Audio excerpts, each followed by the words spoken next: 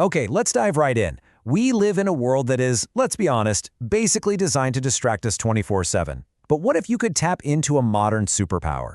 Well, today we're going to talk about an idea that might just be that, the power of deep work. So, to really get this, let's look at some history. Back in 1922, the famous psychiatrist Carl Jung wanted to create his own school of thought, separate from his mentor Freud. So what did he do? He built a literal stone tower. And no, this wasn't some fancy vacation spot. It was his fortress of focus, a place he could lock himself away and just think with the key in his pocket. And it wasn't just academics locking themselves away. Think about Woody Allen. From 1969 all the way to 2013, he wrote and directed 44 films. That's an incredible rate of output. And his secret weapon?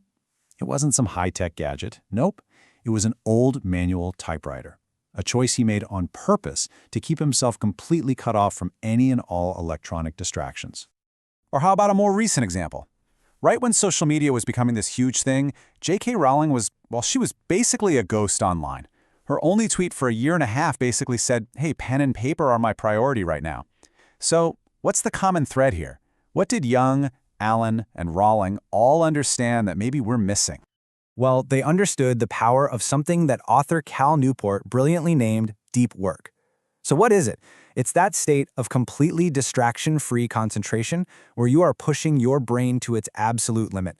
And that's the magic zone. That's where you create brand new value, improve your skills, and make stuff that's really, really hard for anyone else to just copy.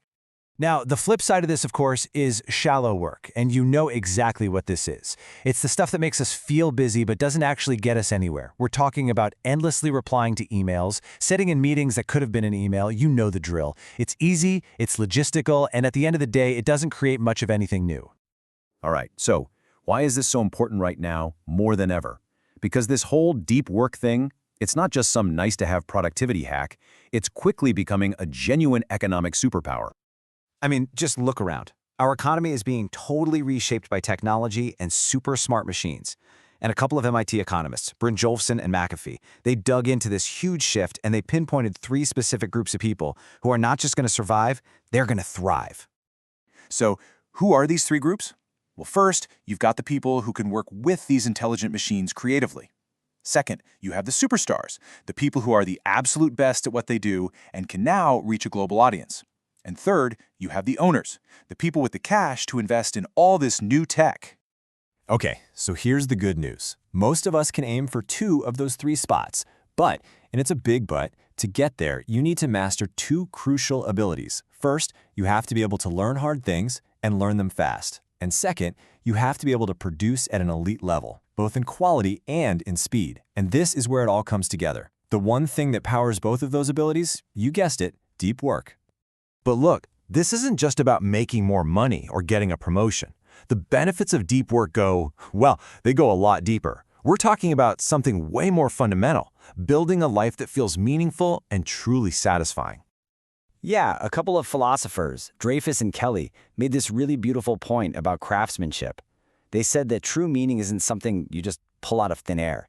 It's something you find when you pour your skill and your focused attention into your work. It's about discerning the meaning that's already there. And this idea applies to pretty much any skilled work. A great computer programmer, for example, can feel that same deep satisfaction.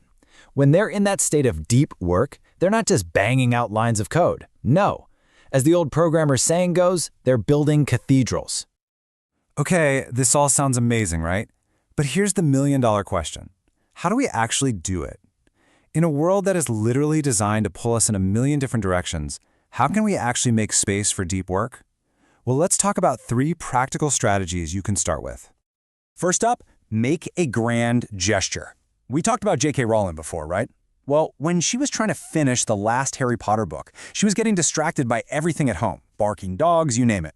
So she checked into a suite at a 5-star hotel. This huge change, this big investment of money and effort, it sent a powerful signal to her brain.